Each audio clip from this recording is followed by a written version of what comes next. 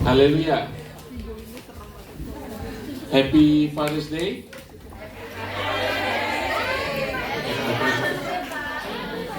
Puji Tuhan. Haleluya. Saudara, setiap kita ya mungkin dalam kehidupan dunia kita tidak memiliki seorang figur Bapa yang sempurna, ya. Tapi kita mungkin memiliki Bapa rohani, ya. Mungkin kita memiliki Bapa rohani. Kalaupun saya tidak memiliki Bapa rohani, Bapa duniawi yang sempurna, tapi pasti kita semua memiliki Bapa surgawi yang sempurna. Amin. Haleluya. Jangan lupa telepon Bapak duniawi saudara kalau masih ada, Bapak spiritual, rohani saudara kalau ada, setidak-tidaknya selalu telepon Bapak surgawi saudara. Amin. Ucap syukur bahwa Dia Bapa yang mengasihi kita semuanya. Dia Bapa surgawi yang mengasihi kita apapun keadaan kita. Amin.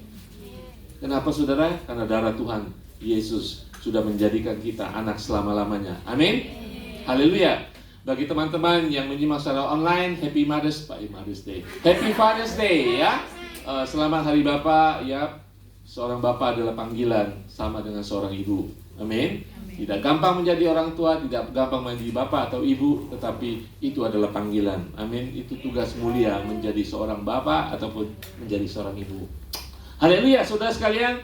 Hari ini kita meneruskan Kidung Agung dengan tema khotbah kita Kidung Kasih, berbicara tentang kasih dan cinta. Berapa banyak sudah diberkati dua khotbah sebelumnya? Nggak banyak. Nggak banyak, kita ulang lagi khotbah pertama.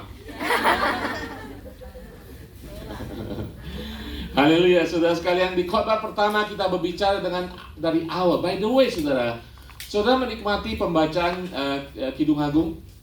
Betul ya? Ya. Mungkin saya tidak mengerti karena itu baca tulisan puisi. Bentuk tulisan kitab Kidung Agung itu puisi. Mungkin selama ini kita jarang mendengar karena kalau kita ngomong khotbahnya dari kitab Agung, wah itu kan sedikit porno, gitu kan? Ya kan? Makanya kalau disinggung kitab Kidung Agung, yang dibawakan selalu dibawa kepada seperti Tuhan Yesus mengasihi jemaatnya, ya. Tapi hari-hari ini ketika dua kali khotbah kita tidak berbicara tentang Tuhan Yesus mengasihi jemaatnya, ya kan? Tetapi murni cinta kasih seorang perempuan dengan laki-laki dan perempuan, betul? Khotbah pertama kita memulai dengan awal kisah kasih. Awal kita kasih, kita tahu bahwa coba tampilin slide-nya, hari ini kita berbicara tentang pernikahan. Ya, nanti ada berkat nikah. Saudara, pernikahan, ya. Tapi sebelum masuk ke dalam pernikahan harus ada tahap-tahapnya seperti firman Tuhan 2 minggu lalu, ya. 2 kali minggu yang lalu. Pertama kita berbicara tentang kisah kasih. Awal kisah kasih, betul? Ketika jatuh cinta, ya kan? Belum pacaran. Ketika jatuh cinta, dia salah satu kan? Dia cuma salah satu. Saudara banding-bandingkan, salah satu daripada mungkin, saya nggak tahu saudara dulu mungkin punya calon pacar, bukan calon suami, calon pacar 3 gitu ya. Akhirnya saudara pilih salah satu dia. Dia hanya salah satu. Itu awal kisah kasih. Dan di situ kita menjelaskan bagaimana ketika saudara memilih dia daripada salah satu yang lain, terjadi gejolak hati kan, emosi. Kita tahu ada masa-masa emosi yang kritis. Ada kidung krisis dalam emosi, kidung krisis dalam jati diri, ya kan? Karena dia satu-satunya, belum satu-satunya, salah satu. Dan saudara sudah menentukan, oh dia si A, pilihan saya, yang akan saya jadikan pacar saya. Dan terjadi emosi yang luar biasa, jati diri, ya kan? Kita lihat di khotbah pertama bagaimana wanita sulam ini atau Sunam, ya. Dia mengatakan, ya saya hitam, ya kan? Tapi elok. Terjadi gejolak krisis jati diri, ya. Ketika dia sudah menentukan dia daripada salah satu, daripada mungkin 3 atau 5, ya dia. Dan kemudian di khotbah kedua kita berbicara tentang masa pengenalan atau masa penjajakan atau masa pacaran. Kan sudah terpilih kan orangnya, tapi belum satu-satunya, tetapi dia memang jadi nomor satu, ya kan? Si A ini jadi nomor satu. Dan kita belajar pada waktu mereka mulai ingin bersatu, ya, punya ancang-ancang, punya rencana, dan mereka ingin berkomitmen, saudara. Terjadilah pemikiran. Jadi tahapan pacaran yang jatuh cinta pertama itu, mereka hanya secara emosi, secara fisik tertarik. Tidak ada salahnya, saudara. Kemudian masuk ke dalam masa pacaran, pengenalan, terjadi hal-hal yang lebih serius, kan? Yang pernah pacaran, ketika pacaran didesak sana sini untuk nikah, ya kan? Mereka sudah mau berkomitmen untuk bersatu. Pembicaraan masa depan, punya anak 10, punya anak 10, punya anak berapa, tinggal di mana, pekerjaan apa, rencananya apa, betul? Nah, itu yang terjadi. Pada waktu itu dia menjadi orang nomor satu, ya. Nah, hari ini kita berbicara tentang pernikahan. Dia akhirnya menjadi satu-satunya. Dari salah satu dari sekian banyak, dia nomor satu, dan kali ini dia menjadi satu-satunya. Tidak ada yang lain lagi. Amin. Nah, apa yang kita pikirkan ketika kita berbicara pernikahan? Pernikahan, bukan kehidupan pernikahan, ya. Pernikahan, pada hari itu pernikahan. Hari ini kita akan melihat hari pernikahan itu, apa yang terjadi di sana. Mungkin saudara nggak ingat semuanya, ya. Nah, hari ini yang belum menikah, dengarkan, ya, apa yang terjadi pada hari pernikahan. Dan bagi kita yang sudah menikah, punya anak, punya keturunan, punya saudara yang akan menikah, hari pernikahan itu sangat penting sekali. Hari pernikahan itu cuma sehari, saudara, betul nggak? Hanya sehari, itu menandakan selesainya masa pacaran, pengenalan, dan mulailah komitmen. Satu hari itu menandakan komitmennya disahkan, kemudian masuk dalam kehidupan pernikahan, kehidupan keluarga. Betul? Satu hari itu sangat-sangat penting sekali.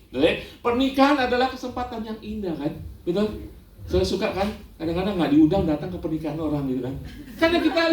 Karena kita suka melihat keramaian dan kita bergembira, terutama kalau keluarga kita, itu kan? Saudara ingat nggak waktu saya menikah dengan Ibu Nurul, kan banyak orang tamu datang, gitu kan? Salaman, ada yang kita nggak kenal, gitu ya? Siapa pula ini? Betul nggak, saudara? Ya karena mungkin saudara kita, om kita ngundang temannya pun bawa anak, kita nggak kenal. Tapi orang tetap mau datang karena pernikahan adalah occasion, kesempatan, sesuatu yang indah, ya kan?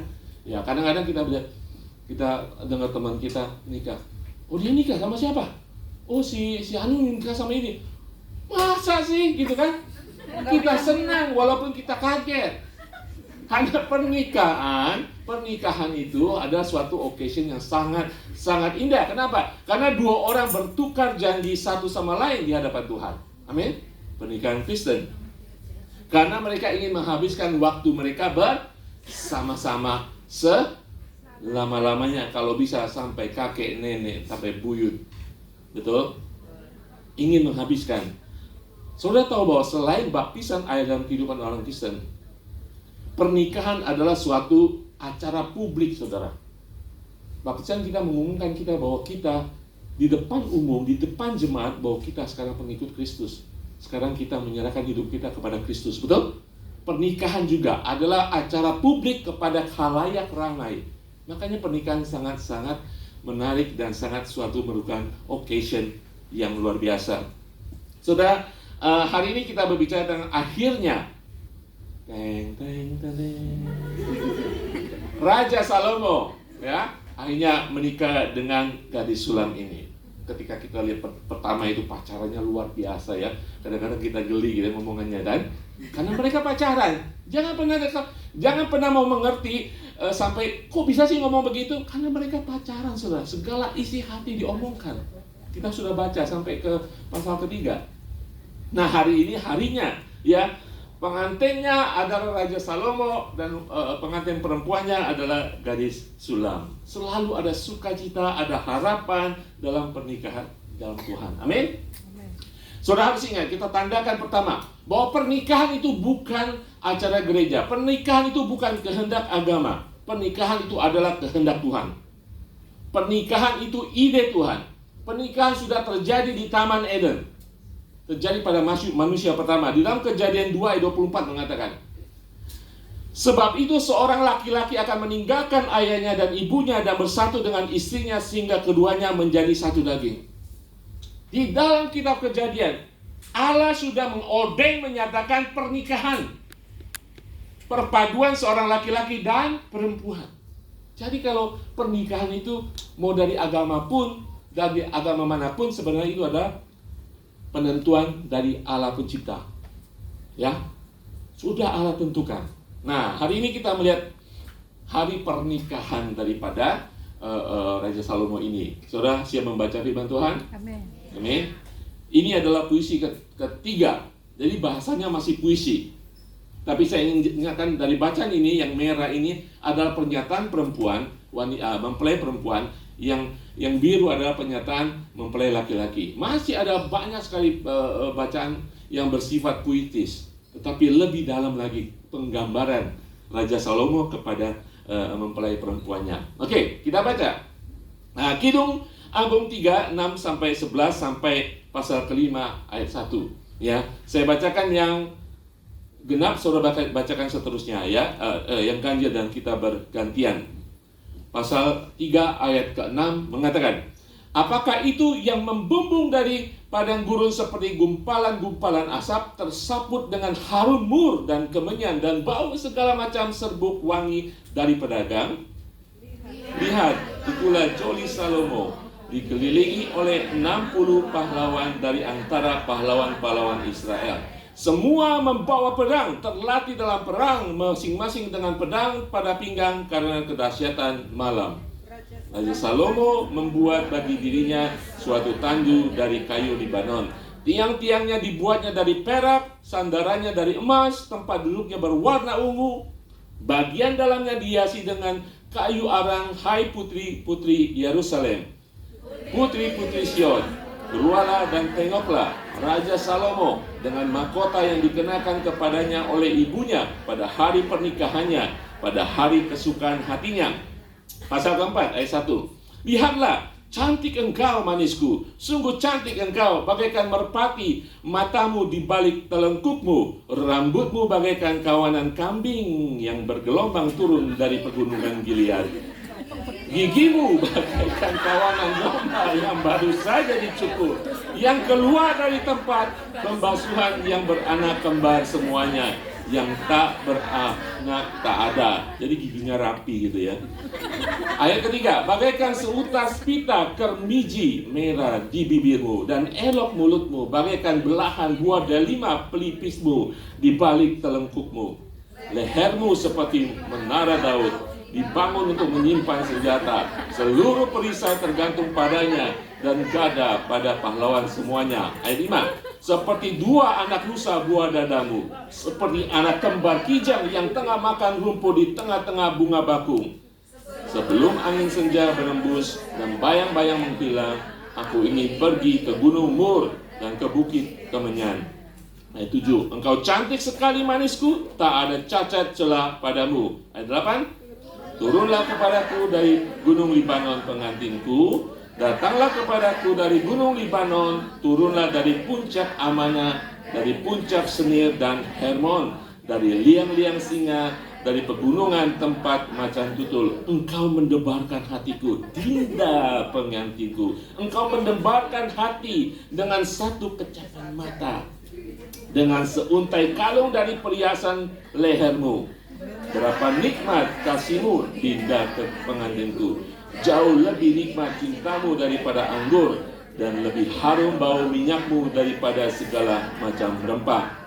Bibirmu meneteskan madu murni pengantinku. Madu dan susu ada di bawah lidahmu, dan bau pakaianmu seperti bau gunung Libanon.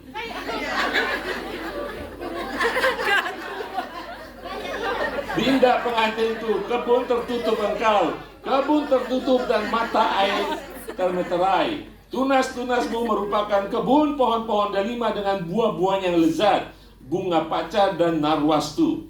Narwastu dan kunyit, tebu dan kayu manis, dengan segala macam pohon kemenyan, mur, dan gaharu beserta berbagai rempah yang terpilih. Oh mata air di kebun, sumber air hidup yang mengalir dari gunung Libanon. Bangunlah, hai angin utara, dan marilah, hai angin selatan. Bertiuplah dalam kebunku, supaya semerbaklah bau rempah-rempahnya. Semoga kekasihku datang ke kebunnya dan makan buah-buahnya yang lezat. Salomo menjawab di ayat 1 pasal 5, aku datang ke kebunku, dinda pengantinku, ku kumpulkan mur dan rempah-rempahku, ku makan sambangku dan maduku, ku minum anggurku dan susuku. Karena teman-teman, minumlah sampai mabuk.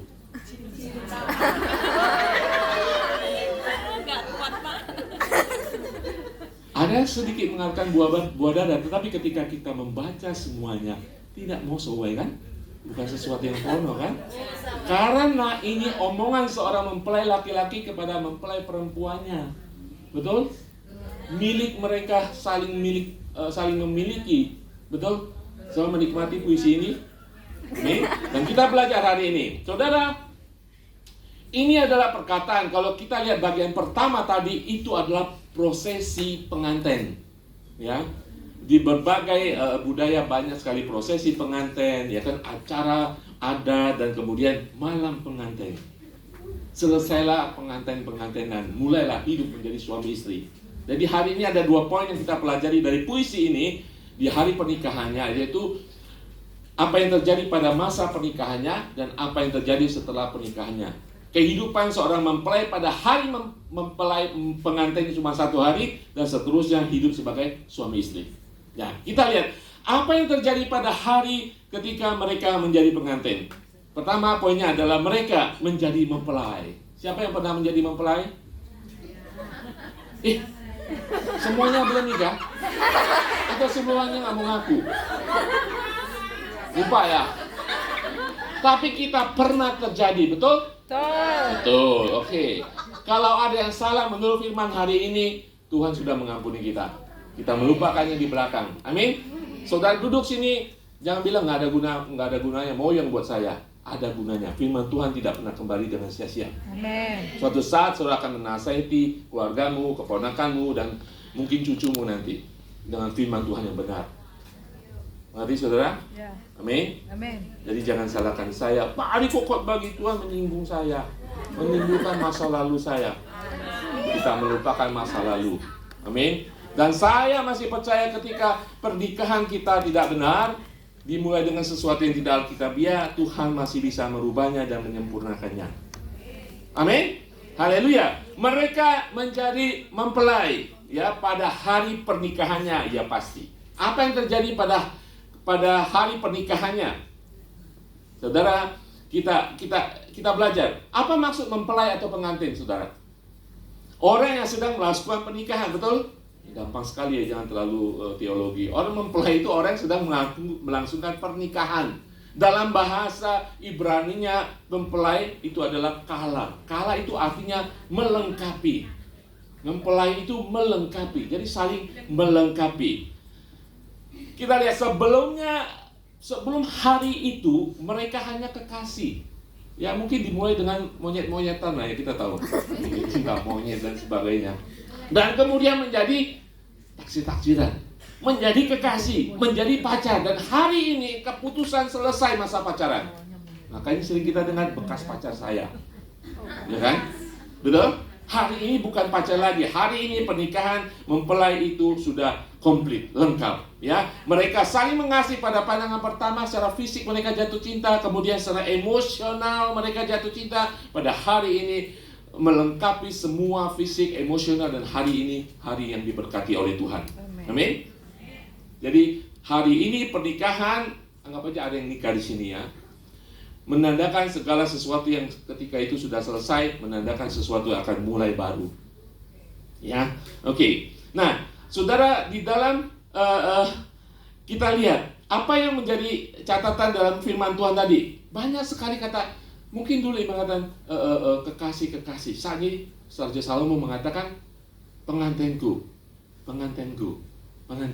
Bukan lagi kekasih, ya tetap kekasih karena dikasih, tetapi sudah menjadi pengantinku, bukan pengantinmu. Ya, pengantinku, milikku, sudah melengkapi aku. Ya, nah, ya itu yang terjadi. Apa yang terjadi ketika mereka menjadi mempelai? Pertama kita belajar, ketika menjadi mempelai, itu yang terjadi, kalau boleh slide-nya berikutnya. Slide berikutnya. Ya, pengantinku. Mereka menjadi mempelai, apa yang terjadi? Ada pemberitaan publik. Artinya apa? Saya sudah jelaskan. Bahwa hari pernikahan itu tidak bisa dilakukan diam-diam. Hari pernikahan di dalam Tuhan harus diumumkan. Saudara mungkin dari gereja, mungkin ketika ada pengumuman orang menikah gitu ya. Pada bulan 7 nanti tanggal sekian akan menikah antara A dan B, ya kan? Kalau ada yang berkeberatan silakan lapor kepada gembala. Betul kan? Betul kan? Kadang-kadang berminggu-minggu diumumkan. Karena ketika hari pernikahan sudah telat, mau ngomel, mau marah, udah nggak bisa komplain lagi. Karena sudah diumumkan. Makanya acara pernikahan itu adalah pemberitaan publik. Kalau kita lihat tadi ayat 11 pasal ke-3 tadi, dikatakan apa? Hai putri-putri Yerusalem, putri-putri Sion, keluar, tengoklah Raja Salomo dengan mahkota yang dikenakan kepadanya oleh ibunya pada hari pernikahannya, pada hari kesukaan hatinya. Kita suka pernikahan. Jadi pernikahan itu harus menjadi pemberitaan publik, harus diumumkan. Karena ada ikatan di sana terjadi. Itu adalah pemberitaan buat semua orang, adalah pengumuman pernyataan kepada publik antara dua insan ini sudah komitmen. Ya. Jadi pernyataan itu mereka saling memiliki. Tidak boleh orang lain komplain, sudah diumumkan sebelumnya. Hari pernikahan mereka saling memiliki. Amin. Jadi ada yang keberatan? Hari ini mereka sudah jadi nyonya dan tuan Ishak. Tuan dan nyonya Ishak. Yang mau komplain sudah telat. Yang bekas pacar mau balik lagi sudah telat. You know? Dia saat ini bukan hanya salah satu atau nomor satu. Sekarang ini mereka menjadi satu-satunya. Jadi pernikahan, ketika terjadi hari pernikahan itu ada pemberitaan publik. Nah, saudara tahu bahwa zaman sekarang iblis ingin mengecoh kita. Yang ingin membuat pernikahan itu tidak publik. Nikah diam-diam. Tidak mau omong sana omong sini. Iblis selalu membuat segala sesuatu terbalik.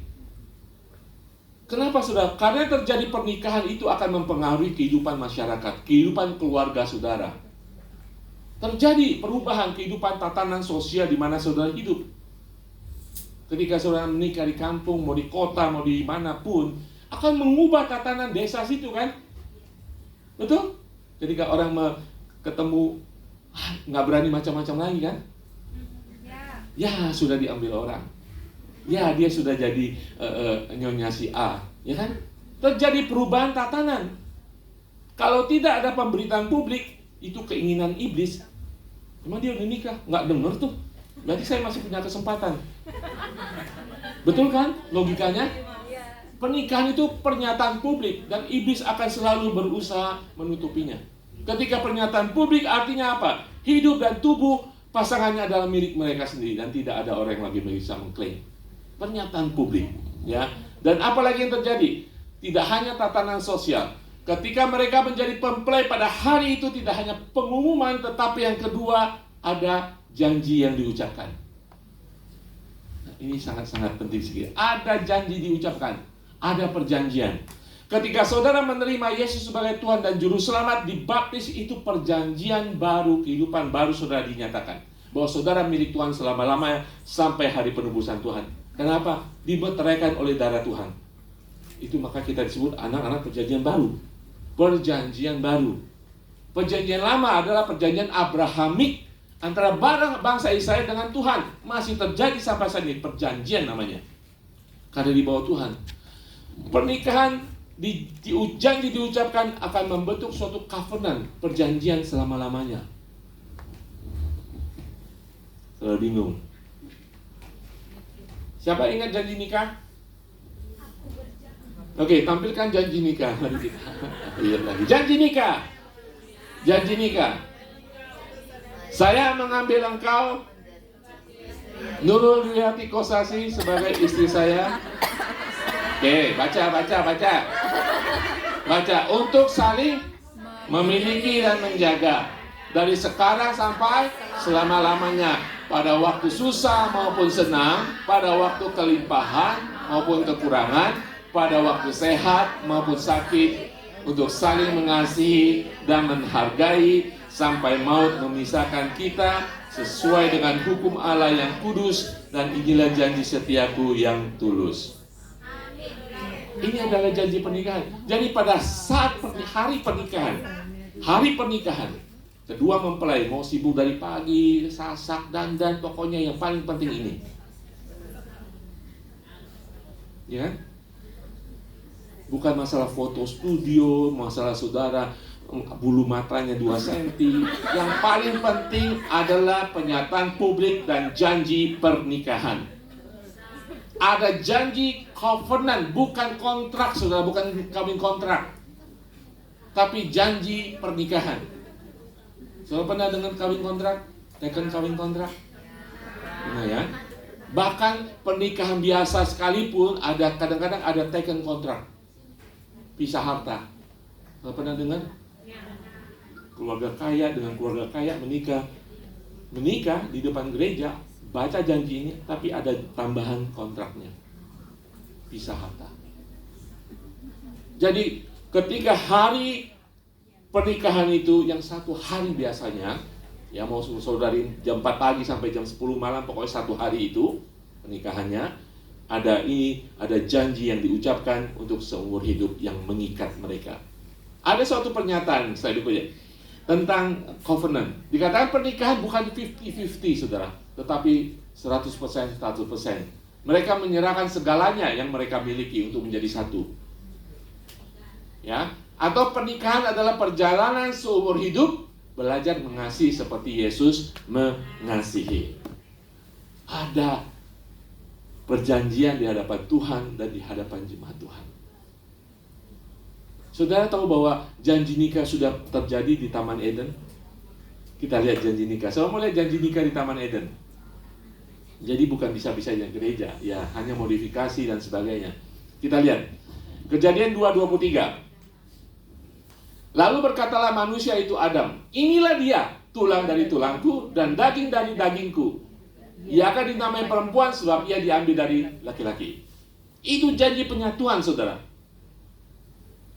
Atau terjemahan lain kata, maka laki-laki itu berkata, inilah dia yang cocok bagiku, tulangnya dari tulangku dan dagingnya dari dagingku. Aku akan menyebutnya dia perempuan karena dia diambil dariku. Ini janji pernikahan awal, pertama kali terjadi di Taman Eden. Jadi ketika hari pernikahan itu, janji pernikahan itu sangat-sangat penting sekali, ya. Sehingga saudara boleh di-announce komplit menjadi satu, ya. Jadi ingatkan keturunan kita, saudara yang belum nikah, ingat, sangat penting pada hari itu adalah covenant, perjanjian di bawah persetujuan Tuhan, jemaat Tuhan. Amin. Nah, yang ketiga, ketika hari pernikahan mereka menjadi mempelai itu tidak hanya menjadi pengumuman publik atau ada janji pernikahan diucapkan, tetapi ada cinta diperbaharui. Ada cinta yang diperbaharui. Dulu kan cinta, saya bilang cinta yang maunya dulu, kekasih, ya kan, emosi, emosional. Hari ini ketika menjadi mempelai, cinta mereka diperbaharui di dalam Tuhan. Amin. Di dalam Tuhan. Apa yang dikatakan? Di dalam Efesus 5:25-27 mengatakan, hai suami, kasihilah istrimu seperti Kristus mengasihi jemaat. Jadi kasih seorang suami atau istri kepada suami itu, sekarang mereka harus mengasihi seperti Kristus mengasihi jemaat Tuhan. Dalam firman Tuhan mengatakan jemaat Tuhan adalah mempelai perempuan.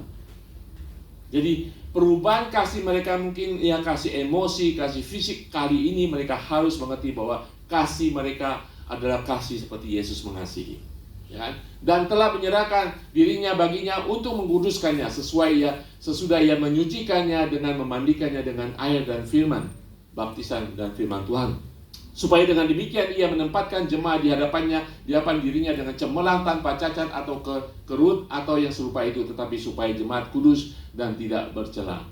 Jadi prinsipnya terjadi perubahan cinta saat ini. suami istri, mempelai harus tahu tidak hanya perjanjian tetapi kasih mereka sudah berbeda. Mereka mengasihi satu sama lain, mencintai satu sama lain seperti Kristus mengasihi jemaatnya. Kata-kata kasih itu, kasihilah seperti Kristus mengasihi jemaatnya. Itu adalah agape, saudara. Agape, kasih Bapa, kasih yang berkorban, kasih yang tidak mencari keuntungan, kasih yang selalu ingin melihat orang lain lebih baik. Itu kasih agape. Itulah kasih seorang suami istri kepada pasangannya. Sama kasih Kristus kepada jemaat Tuhan. Gampang gak, saudara? Nggak gampang ya, susah. Karena kita masih hidup dalam manusia. Sama dengan perjalanan iman kita. Sejauh mana kita mau ikuti Tuhan, mengikuti firman Tuhan, tapi kadang-kadang kita gagal. Betul? Nah, saudara, kalau kita lihat di dalam Kidung 4 ayat ke-7 mengatakan, Salomo mengatakan, pada hari-hari pengantinnya dia mengatakan demikian, engkau cantik sekali manisku, tak ada cacat celah padamu. Sempurna. Tetapi kenyataan hidup nanti setelah pernikahan semuanya pasti ada masalah, kan?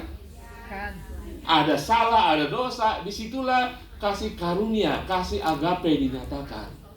Kasih pengampunan, kasih mau berkorban. Kalau kasih egois kita, hari kedua, hari ketiga, minggu pertama sesudah bulan madu cerai. Karena tidak ada kasih yang mau berkorban, kasih yang mau mengampuni. Awalnya memang seperti itu. Tak ada cacat celah, semua cantik. Keluar dari salon apalagi. Ya, tak ada cacat celahnya, tetapi ketika perjalanan kehidupan kita, karena dunia masih dipenuhi dengan dosa, emosi kita, keakuan kita, suatu saat dalam pernikahan pasti ada masalah. Tetapi kasih agape itu harus tetap ada. Patokan kasih cintanya sudah di-upgrade. Seperti Yesus mengasihi jemaatnya. Amin. Nah, tidak hanya mencintai seperti Yesus mengasihi jemaatnya, cinta yang model kedua yang harus kita ketahui seorang pengantin itu adalah cinta seperti mereka mencintai tubuhnya. Efesus 5:28-29 mengatakan, demikian juga suami harus mengasihi istrinya sama seperti tubuhnya sendiri. Siapa yang mengasihi istrinya, mengasihi dirinya sendiri. Sebab tidak pernah ada orang membenci tubuhnya sendiri. Betul? Tetapi mengasuhnya, merawatnya sama seperti Kristus terhadap jemaatnya. Kalau saya boleh tambahkan, ke salon lah, mandi lah, minyak wangi lah. Betul? Betul? Ada yang benci tubuhnya? Nggak ada. Nggak ada, saudara. Saudara ngacak kiri kanan, depan belakang. Betul? Karena saudara mengagumi, dan Tuhan memberikan itu supaya saudara mempercayakan diri. Walau jangan berlebihan. Karena kita makan, betul? Makan sehat, minum vitamin. Makan sehat, kadang-kadang makan berlebihan. Makan berlebihan, diet lagi. Berarti saudara merawat tubuh saudara. Betul? Nggak ada yang membenci tubuh, kan? Kalau ada orang seperti itu, jangan biarkan keturunan kita kawin dengan dia. Kalau dia nggak sayang tubuhnya, mana mungkin dia sayang istri atau suaminya. Betul? Nah, itulah cintanya sudah berubah. Cintanya yaitu seperti mengasihi tubuhnya. Setiap orang mengasihi tubuhnya, merawat tubuhnya. Itulah cinta yang di-upgrade ketika seorang mempelai di dalam janji pernikahan. Mereka harus tahu itu, karena mereka sudah menjadi satu. Ada satu ayat yang menarik, saudara. 1 Petrus 3:37.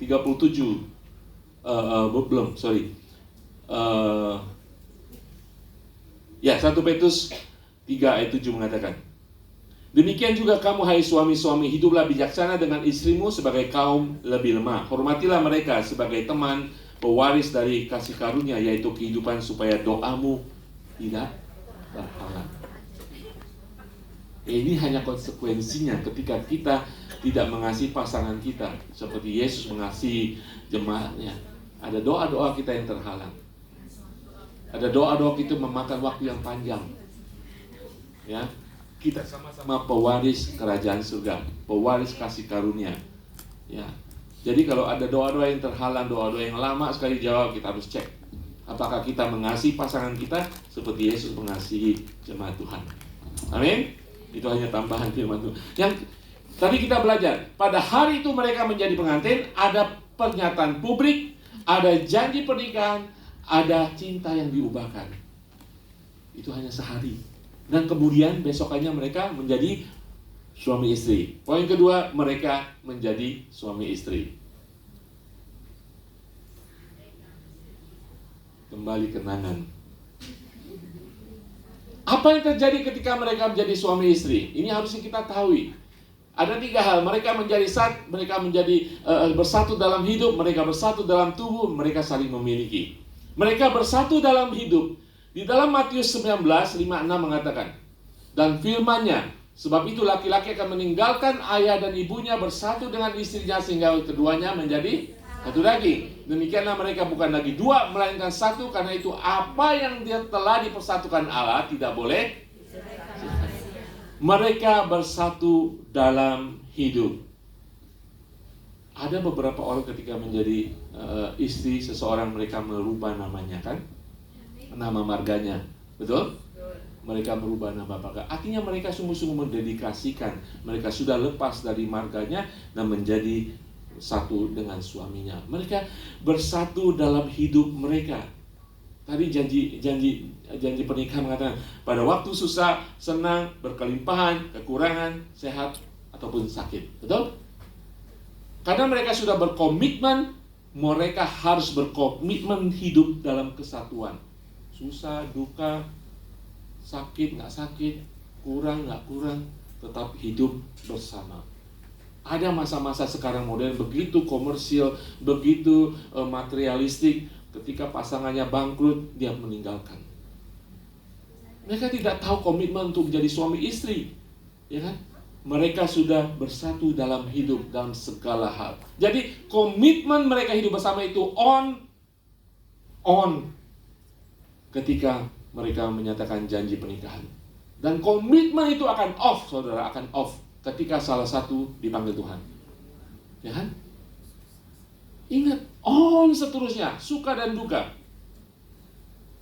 Kekurangan atau kelebihan, sakit atau tidak sakit. Karena hidup mereka sudah menjadi satu. Itu karena mereka sudah menjadi suami istri.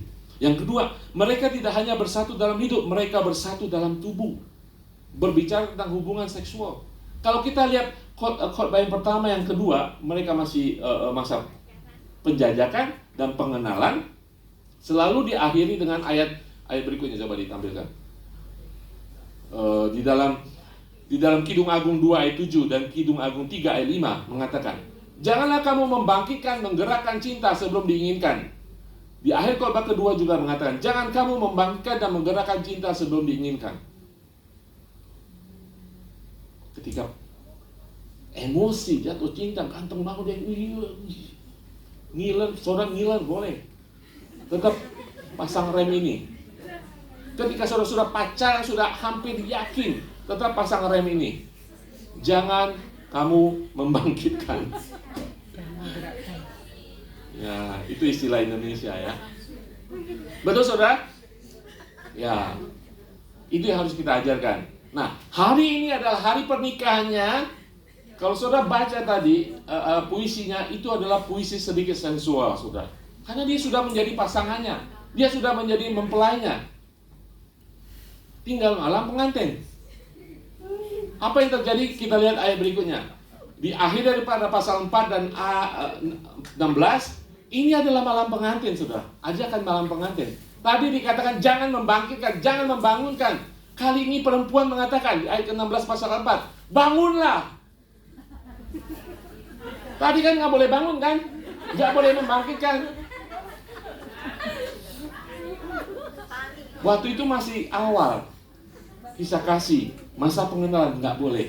Sekarang boleh. Siapa yang boleh melarang? Suka-suka dia karena dia sudah miliknya. Sudah satu dalam hidup, suami istri. Bangunlah. Kalau terserah bayangkan apa ini ya. Masakan juga boleh karena banyak sekali madu-madu, tebu dan sebagainya, rempah-rempah.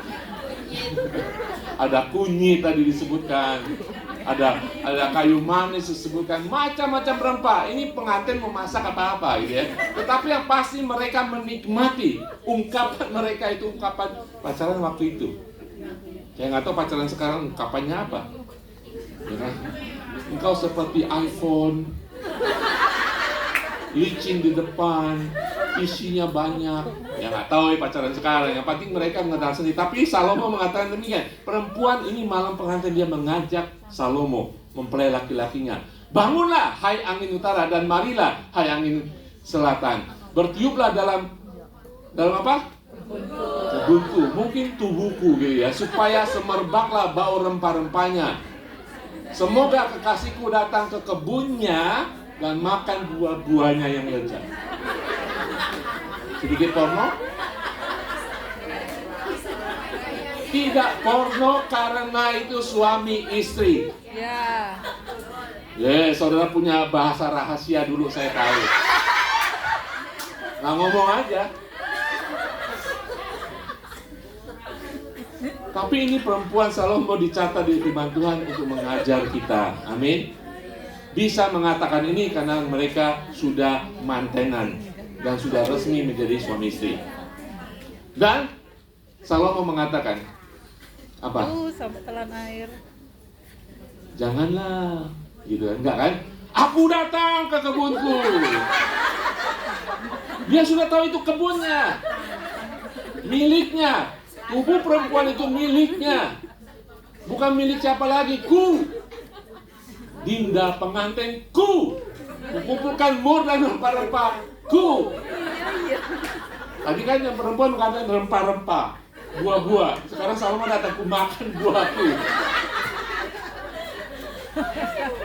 Betul? Ya. Salomo nggak main-main, nggak malu-malu lagi. Ku makan sambangku dan maduku, ku minum anggurku dan susuku. Semuanya sekarang milikku. Susu beruang. Apapun bahasanya, berarti dia ingin menikmati tubuh daripada pengantin perempuannya. Sudah waktunya. Dan memang mereka sudah sah. Betul? Nah, ini harus diajarkan kepada mungkin keturunan kita. Tunggu sampai waktunya. Ada yang mengatakan nafsu itu tidak bisa menunggu, cinta itu menunggu. Kalau seseorang tidak cinta, kalau dia tidak bisa menunggu, berarti dia tidak cinta. Karena cinta itu menunggu. Salomo menunggu, wanita sulam menunggu. Amin. Pengantinku. Bahkan ada kata Dinda pengantinku. Saudara tahu apa artinya kata Dinda pengantinku? Kata Dinda ini hanya 4 kali di sini. Bagi kita mengerti Dinda. Dinda itu seperti saudari perempuan. Jadi Salomo mengatakan, my sister, my bride. My sister, my bride. Indonesia kita mengerti. Dinda kan? Iya Dinda. Iya Kakanda. Betul kan? Kakanda kan kakak kan? Jadi seperti saudara tahu artinya apa? Saudara, ya adik perempuan ataupun kakak laki-laki. Saudara tidak pernah akan memiliki bekas adik. Betul? Tidak pernah akan memiliki bekas kakak. Walaupun saudara musuh, masalah apapun tidak pernah ada bekas adik atau bekas kakak. Bahasa ini mengatakan bahwa dia sekarang miliknya selamanya. Tidak akan ada lagi bekas pengantinku. Karena sudah mengatakan Dinda pengantinku. Zaman sekarang belum nikah, papa. Iya mama. Padahal cuma lewat internet. Mama. Jangan nunduk ya, nunduk ngaku ini. Kalau sudah nikah terserah mereka mau ngomong apa, mau geli-geli saudara urusan sendiri. Mereka jatuh cinta lebih dalam lagi. Betul? Kata Dinda pengantinku ini sangat-sangat dalam sekali. Artinya dia sudah menjadi bagian darah dagingnya. Bahasa Inggrisnya sister. Kita tahu bahasa Dinda itu memang sedikit bahasa puitis kan? Seperti saudari perempuanku, pengantinku. Berarti artinya apa? Saudara semua akan membela keluarga saudara. Betul? Saudara akan menyediakan buat keluarga. Betapa banyak saudara membiayai adik saudara sekolah, membiayai kakak saudara sekolah dulu. Karena mereka itu saudara-saudara. Betul?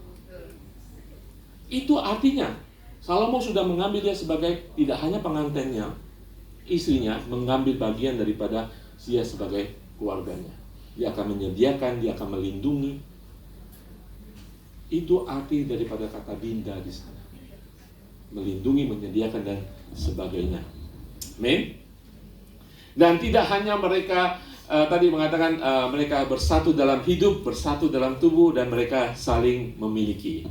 Amin. Saling memiliki itu berarti menjaga sekarang dan selama-lamanya. Tadi janji pernikahan ada mengatakan saling memiliki dan menjaga sekarang dan sampai selama-lamanya. Mereka memilih, mereka menjaga, mengasihi pasangan satu sama lain. Ya, tidak hanya bulan madu, tidak hanya bulan terang,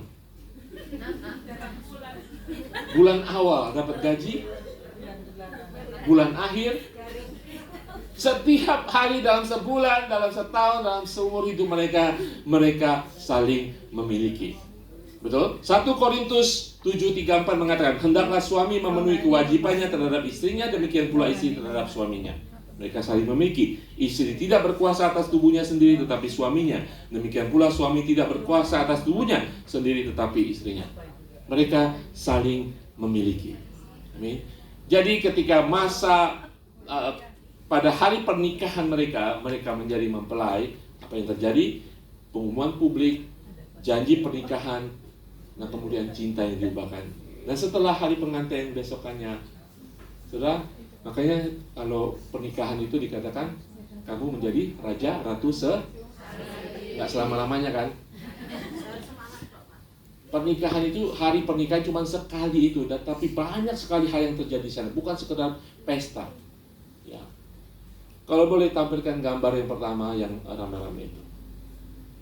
Gambar yang pertama, ini ada foto-foto. Nah, ini beberapa tradisi pernikahan, saudara. Ya. Bagi yang tradisi Cina, menikah berarti menikahi keluarga juga. Karena persatuan keluarga, ada perubahan tatanan sosial, tatanan keluarga di sana, betul? Ada tanda-tanda menyatukan, seperti gambar paling ketika mereka menikah, mereka diikatkan tali, tanda persatuan mereka. Yang gambar tengah, mereka dikenakan mahkota, tetapi di ujung mereka diikat tali yang sama, satu tali. Yang paling bawah ini adalah juga dikerudungi, tanda mereka menjadi satu. Slide berikutnya. Saya hanya menemukan adat Batak saja.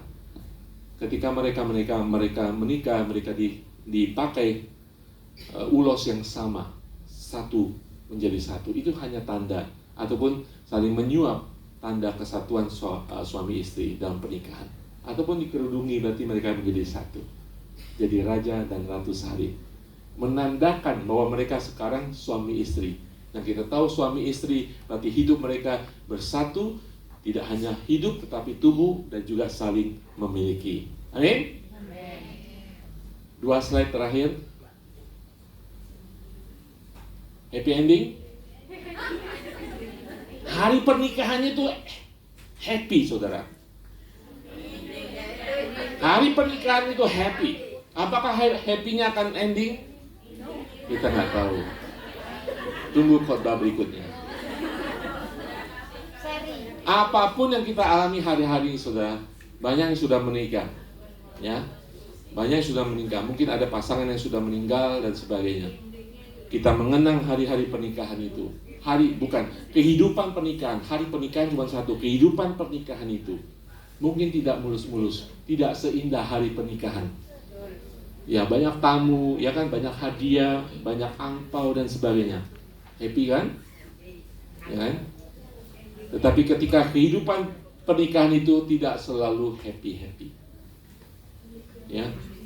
Tetapi ketika tidak happy-happy, kita ingat slide berikutnya, bahwa janji pernikahan dikatakan sesuai dengan hukum Allah yang kudus, dan inilah janji setiaku yang tulus. Jadi pernikahan ada karena Tuhan sudah memberikan persetujuan. Pasangan suami istri sebagai manusia mengucapkan janji dan merupakan persetujuan dari Tuhan. Pastor Edmund di khotbah kedua mengatakan, menasihati orang muda, kalau engkau mencari seorang pasangan hidup, carilah orang yang mengasihi Tuhan Yesus lebih daripada dirimu. Karena kita membutuhkan ketika kehidupan pernikahan tidak happy-happy saja.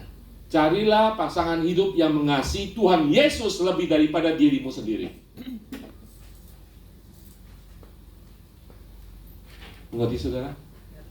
Ketika terjadi pergumulan dalam kehidupan pernikahan, ketika orang itu lebih mengasihi Tuhan Yesus daripada mengasihi pasangannya, kehidupan pernikahan saudara akan berjalan terus. Karena ketika mereka mengasihi Yesus, Yesus selalu akan menjadi orang ketiga di dalam pernikahan. Kasih Yesus akan ada di sana.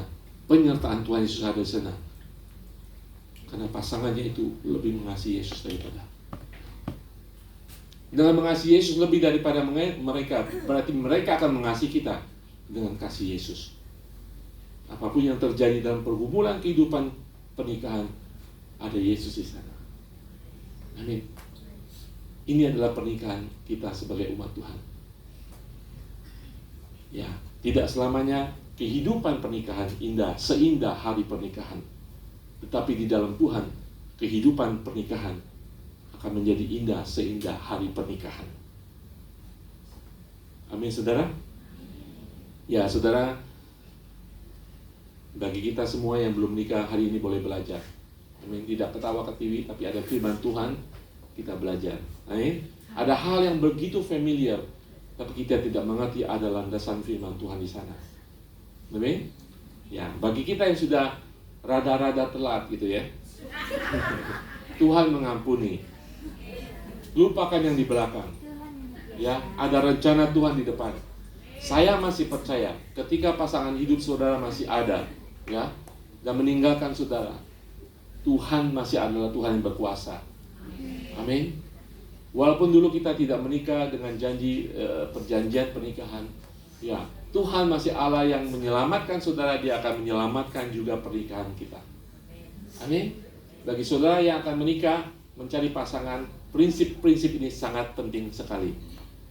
Ya, larangan-larangan sebelum nikah dan kehendak saudara sesudah menikah, kita belajar hari ini. Amin. Dan saya percaya kita masih perjalanan panjang tentang pernikahan ini dalam kehidupan saudara. Hari maksudnya apa? Saya nikah lagi.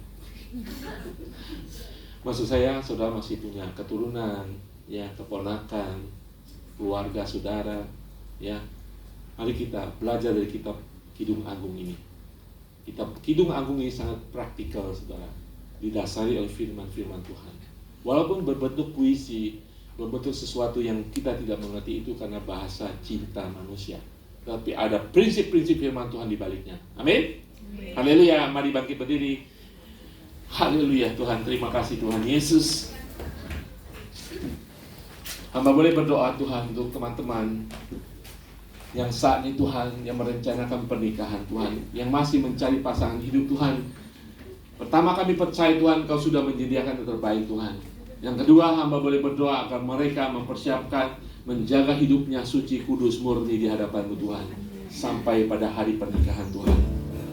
Tuhan, ajar mereka sungguh-sungguh berpegang pada firman-Mu Tuhan, agar mereka tegar Tuhan, apapun tawaran yang ada di depan, apapun ajakan di depan Tuhan, agar mereka menjadi tetap murni, suci, kudus dalam kehidupan mereka Tuhan, sampai hari pernikahan mereka Tuhan.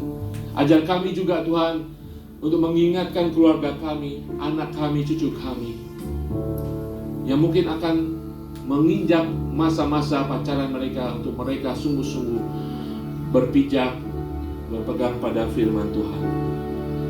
Pada kami semua Tuhan, yang mungkin hari ini kami sudah melewati masa-masa kehidupan pernikahan Tuhan, yang mungkin susah, mungkin bermasalah, mungkin mengalami pergumulan Tuhan.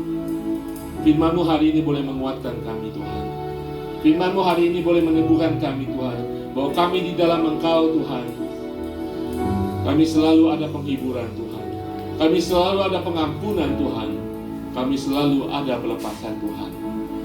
Mungkin ada masa lalu dalam kehidupan kami, suami kami, istri kami Tuhan, bahkan dari keluarga kami Tuhan, yang mungkin menyakiti Tuhan, berpengaruh atas kehidupan keluarga, kehidupan pernikahan kami Tuhan.